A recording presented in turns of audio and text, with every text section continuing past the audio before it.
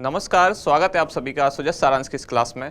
मैं हूं आपके साथ विपिन कुमार शर्मा और इस क्लास में हम पढ़ते हैं राजस्थान का करंट अफेयर्स, जिसका आधार होता है हमारा राजस्थान सरकार की सुजस पत्रिका, जो कि राजस्थान सरकार के सूचना एवं जनसंपर्क विभाग द्वारा प्रकाशित की जाती है। तो शुरुआत करते हैं हेडलाइंस के साथ। सबसे पहले न्यूज़ क्या है कि जन हितैषी योजनाओं को बजट में और मजबूत करेंगे, यानी कि आगामी जो बजट है जो आने वाला है अगला 2023-24 वाला, इसके लिए राज्य सरकार लगातार प्रयास कर रही है कि ज़्यादा से ज़्यादा लोगों के सुझाव लिए जाएं, युवाओं को केंद्रित करके बजट बनाया जाएगा, ऐसा मुख्यमंत्री का कहना है। तो इसके लिए सबसे सुझाव मांगे जा रहे हैं। साथ के साथ जो जन हितैषी योजना है राजस्थान सरकार की, उनको भी इसमें और ज़्यादा मजबूती प्रदान की जाएगी।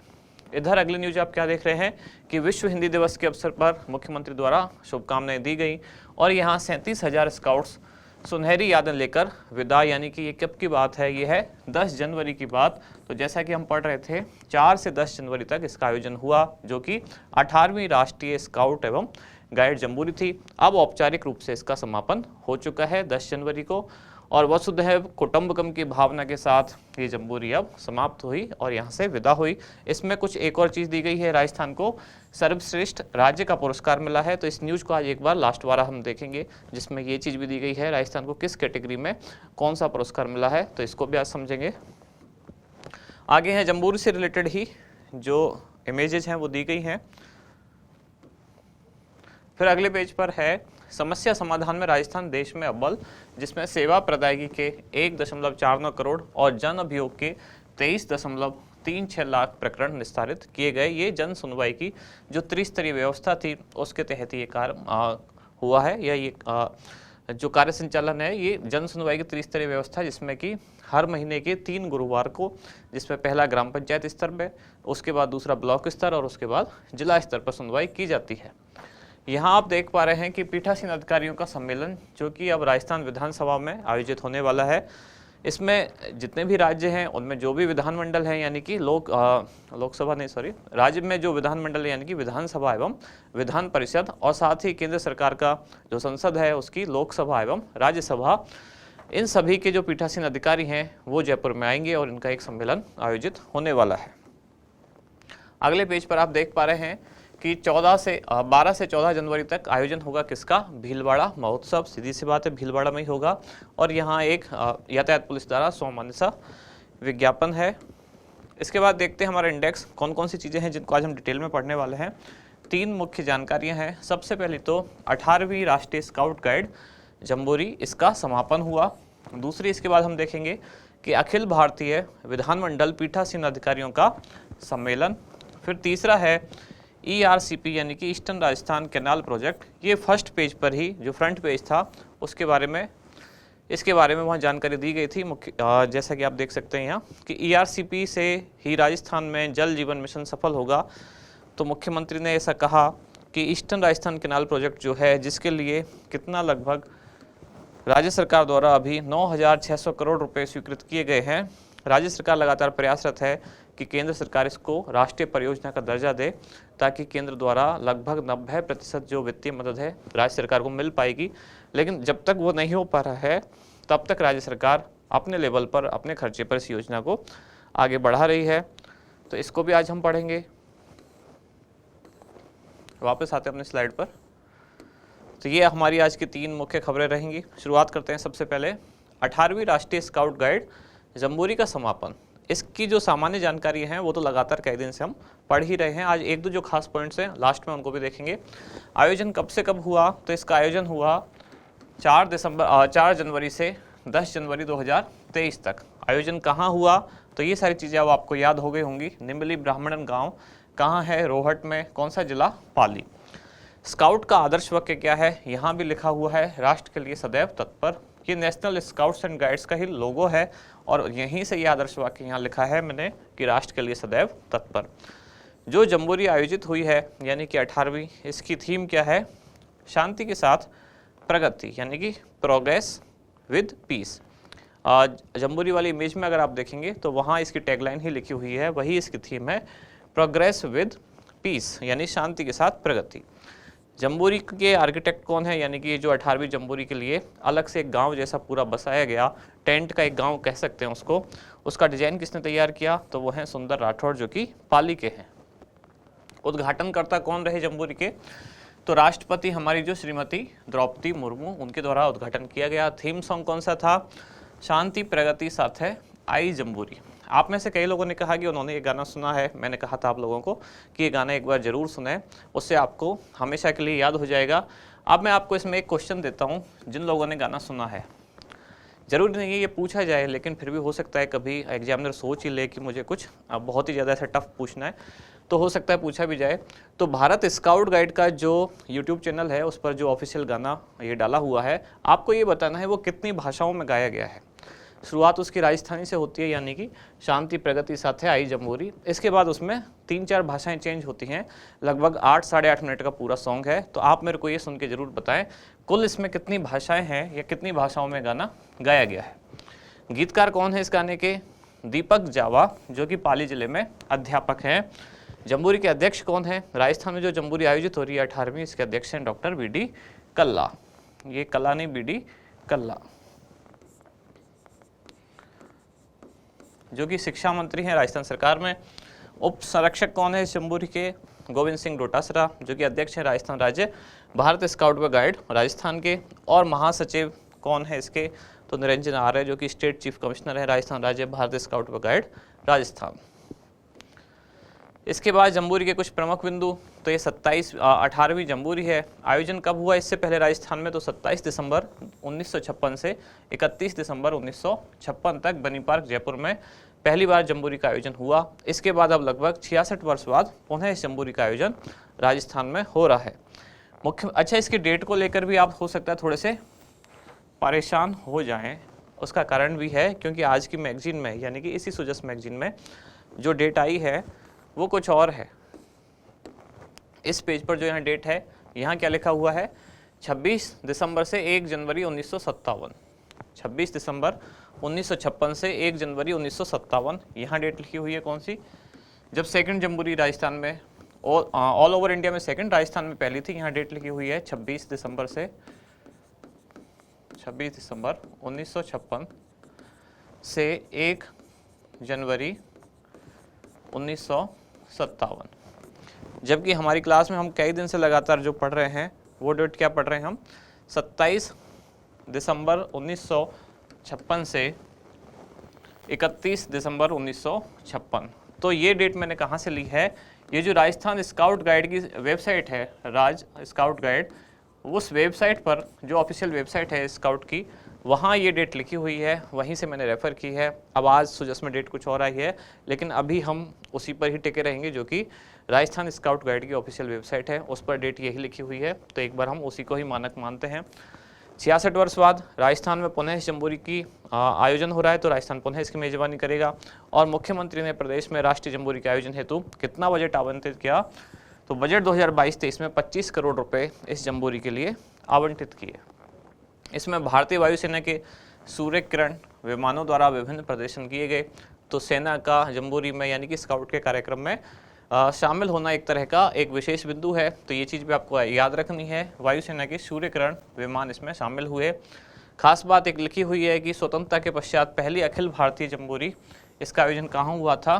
तो और कब हुआ था? 27 से 31 दिसंबर 1953 को सिकंदराबाद, जो कि तत्कालीन आंध्र प्रदेश में था, अब वर्तमान में ये तेलंगाना में है। यहाँ इसका पहली बार आयोजन हुआ था। अब जो नई चीज़ आज ऐड हुई है वो क्या क्या है कि राजस्थान को सभी क्षेत्रों में बेहतर प्रदर्शन करने के लिए, यानी कि जम्बूरी में जितने भी कार्यक्रम हुए, तो राजस्थान ने वहाँ सभी क्षेत्रों में बेहतर प्रदर्शन किया और राजस्थान को सर्वश्रेष्ठ राज्य का पुरस्कार मिला। और राजस्थान को किन किन कैटेगरियों में सर्वश्रेष्ठ राज्य का पुरस्कार मिला? तो एक तो सर्वश्रेष्ठ स्काउट वाली कैटेगरी, जिसमें क्या था, इसके लिए राजस्थान को कौन सी शील्ड मिली? National commissioner shield for scouting. और दूसरा सर्वश्रेष्ठ गाइड के लिए इस कैटेगरी में, यानी कि इन दोनों कैटेगरी में राजस्थान को सर्वश्रेष्ठ राज्य का पुरस्कार मिला। कौन कौन सी दो कैटेगरी हैं? सर्वश्रेष्ठ स्काउट और सर्वश्रेष्ठ गाइड। इसके लिए कैटेगरी, इसके लिए कौन सा? National commissioner shield for guide. यहाँ स्काउट और यहाँ गाइड, केवल एक ही शब्द का अंतर है। इन दोनों ही श्रेणियों में राजस्थान को अवार्ड प्राप्त हुआ। अब आगे ये एक सामान्य जानकारी उन लोगों के लिए जो ग्रेड 3 टीचर्स एग्ज़ाम देने जा रहे हैं उन लोगों के लिए कलाम एकेडमी द्वारा परीक्षा से पहले एक परीक्षा का आयोजन किया जा रहा है। तो जो लोग कलाम से जुड़े हुए हैं लगातार उन लोगों को पता होगा कि कोई भी ऐसा एग्ज़ाम होता है उससे पहले एक परीक्षा का आयोजन एकेडमी के स्तर पर किया जाता है, जिसमें आपको वही पूरा माहौल दिया जाता है जो एग्ज़ाम हॉल में आप फील करते हैं। इसी के लिए ये आयोजन किया जा रहा है, जिसके रजिस्ट्रेशन के लिए लास्ट डेट क्या रखी गई है 18 जनवरी 2023। और एग्ज़ाम किस दिन लिया जाएगा, तो ये एग्ज़ाम कंडक्ट होगा 22 जनवरी 2023।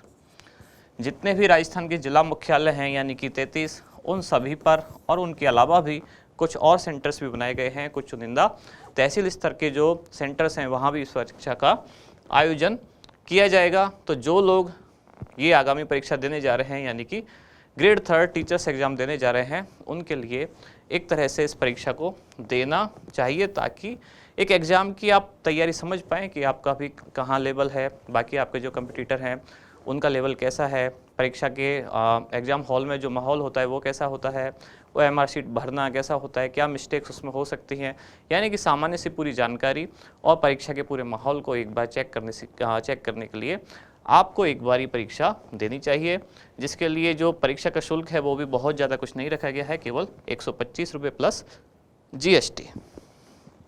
आगे हमारी जो कंटिन्यू है अगली स्लाइड या अगला टॉपिक क्या था, अखिल भारतीय विधानमंडल पीठासीन अधिकारी सम्मेलन। तो पहली बात तो इसके कौन से संस्करण का आयोजन होने वाला है, ये इसका 83वां संस्करण है और कब आयोजित होगा 11 से 12 जनवरी 2023 को।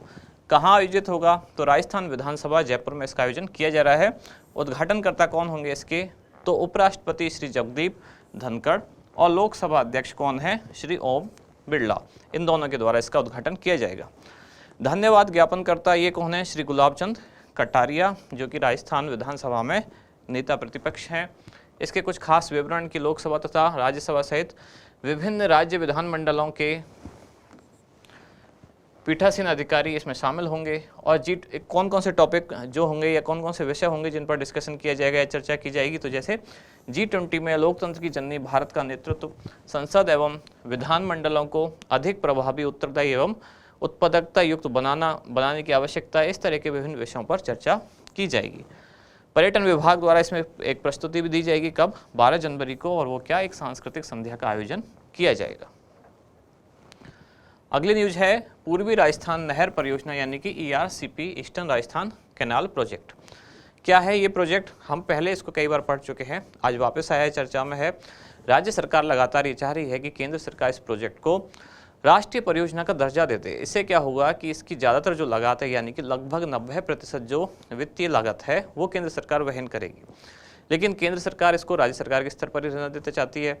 तो एक बात यह है, इसका उद्देश्य क्या है, उद्देश्य ये है कि दक्षिण राजस्थान में जो बहने वाली नदियां हैं यानी कि कौन कौन सी, जैसे कि चंबल और चंबल की सहायक नदियाँ यानी कि कुन्नू, पार्वती, काली सिंधी आदि, इनका जो अधिशेष जल है यानी कि वहाँ की या स्थानीय आवश्यकताओं की पूर्ति करने के बाद भी नदियों में जो अधिशेष जल यानी कि सरप्लस वाटर है, जो एक्स्ट्रा पानी है अगर आप सामान्य भाषा में कहें तो, उस अधिशेष जल का उपयोग किया जाए और राजस्थान के उन हिस्सों में यानी कि दक्षिण तथा दक्षिण पूर्वी जिलों में पहुंचाया जाए जहां पानी की कमी है या जल का अभाव है।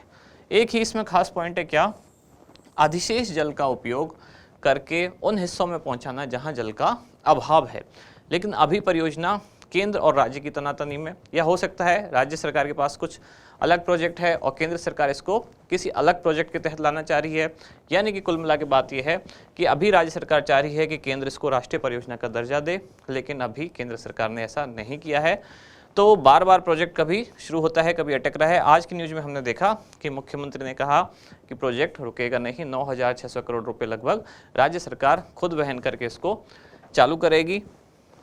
ये आप एक बार डायग्राम देख पा रहे हैं जहाँ कौन कौन सी नदियाँ हैं जिन पर ये परियोजना संचालित होगी। तो ये चंबल नदी है, दक्षिण से आती है राजस्थान में यानी कि मध्य प्रदेश से एंटर होती है और होते होते कहाँ, यहाँ यमुना में मिल जाती है। ये आप यमुना देख पा रहे हैं। चंबल और चंबल की सहायक नदियाँ यानी कि जैसे सिंध, पार्वती, काली सिंध, इसके अलावा आसपास की और भी जो छोटी छोटी नदियाँ हैं वो सब आके इसमें मिलेंगी चंबल में, और इनका जो अधिशेष पानी है यानी कि ज़रूरत के बाद भी जो एक्स्ट्रा वाटर बचता है उसका उपयोग किया जाएगा उन क्षेत्रों में पहुंचाने के लिए जहां जल का अभाव है। अब कौन कौन से इसमें ज़िले हैं जो इससे लाभान्वित होने वाले हैं, तो कुल इसमें 13 ज़िले हैं जो इस परियोजना से लाभान्वित होंगे। उन 13 ज़िलों के नाम है झालावाड़, बारां, कोटा, बूंदी, अजमेर, सवाई माधोपुर, टोंक, जयपुर, करौली, अलवर, भरतपुर, दौसा और धौलपुर। ज़िले पूछे जाएँ तो कुल 13, संभाग पूछे जाएँ तो इसमें कुल कितने संभाग हैं, तो इन्हीं को अगर आप संभाग में कन्वर्ट करें, देखें कि कौन सा जिला कौन से संभाग में है, तो इसमें कुल 4 संभाग हैं, जैसे कि एक भरतपुर, दूसरा जयपुर, तीसरा कोटा और चौथा अजमेर। 4 संभागों के कुल 13 जिलों के लिए ये योजना बनाई जा रही है, यानी कि ये इसके लाभान्वित जिले व संभाग होंगे। पेयजल तथा सिंचाई हेतु इससे जल उपलब्ध हो पाएगा, दोनों कामों के लिए, पेयजल और सिंचाई के लिए भी। इसकी अनुमानित लागत कुल कितनी है? कुल लागत है 40,000 करोड़ रुपए। अब लागत इतनी बड़ी है, यही एक तरह से इसके विलंब का कारण भी हो रहा है। 40,000 करोड़ रुपए कुल लागत रखी गई है और राज्य सरकार अभी 9,600 करोड़ रुपए से ही काम शुरू कर पा रही है। यही एक कारण है परियोजना के लंबित होने का। इसके तहत वाटर चैनलों का एक नेटवर्क तैयार किया जाएगा जो राज्य की लगभग कितनी जनसंख्या, 41.13% जनसंख्या और राज्य के लगभग 23.67% क्षेत्र को कवर करेगी। कुल लाभान्वित संभाग कितने हैं? 4। मैंने अभी नाम भी बताया उन चारों के। समय सीमा इसकी क्या रखी गई थी? तो वर्ष 2017 से 2023 तक 7 वर्षों की समय सीमा रखी गई। 3 फेज में पूर्ण किया जाना प्रस्तावित है, लेकिन अभी ऐसा होता हुआ नहीं लग रहा है क्योंकि 2023 शुरू हो चुका है। उद्देश्य क्या है इसका? एक तरह से वर्ष 2051 तक जल की जितनी अनुमानित लागत होगी इन क्षेत्रों में, यानी कि इन 13 जिलों में, तो उस अनुमानित लागत को पेयजल तथा सिंचाई औद्योगिक उपयोग हेतु जो जल है उसकी मांग को पूरा किए जा सके। यानी कि आसपास के इन 13 जिलों में और 4 संभागों में जो 13 जिले हैं, इनमें 2051 तक जल की जितनी अनुमानित लागत होगी उसको पूरा किया जा सके। अनुमानित लागत कहना सही नहीं है, अनुमानित मांग जो होगी, मैं लागत बोल रहा हूँ, अनुमानित जो मांग होगी कि 2051 तक इतना जल चाहिएगा, तो उस अनुमानित मांग को पूरा किया जा सके। एक खास नोट क्या है कि राजस्थान सरकार ARCP को राष्ट्रीय परियोजना का दर्जा दिलाने हेतु प्रयासरत है। और ऐसा क्यों प्रयास कर रही है राज्य सरकार? क्योंकि राष्ट्रीय परियोजना का दर्जा मिलने पर इसकी कुल लागत का 90% जो भाग है वो केंद्र सरकार द्वारा वहन किया जाएगा। और लास्ट में हमारा क्वेश्चन क्या है? राजस्थान में पहली बार राष्ट्रीय स्काउट गाइड जम्बूरी का आयोजन कहाँ किया गया? ऑप्शन है आपके जयपुर, पाली, उदयपुर या अजमेर। तो क्या होगा इसका सही आंसर, वो आप बताएं कमेंट्स में। अब मिलते हैं कल अगली न्यूज़ के साथ अगली क्लास में। धन्यवाद।